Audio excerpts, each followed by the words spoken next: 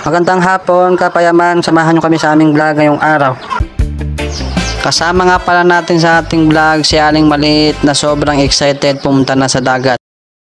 Dito nga pala natin na gustuang maligo sa tabi ng pantalan o pier dahil sobrang linaw ng tubig dito at sobrang dami ng tao.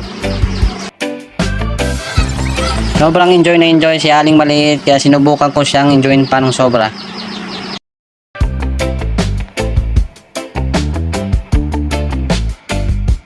Dahil nga sa paghagis natin kay Aling Maliit ay ito na siya ngayon, ayaw nang bumitaw kasi wala na siyang tiwala sa akin. Pagkatapos nga pala naming maligo ay dumiretso na kami umuwi para magbanglaw at nilalamig na si Aling Maliit. Nagsimula na rin pala akong maglinis ng aming ulam para makapagluto na kami ng panghapunan.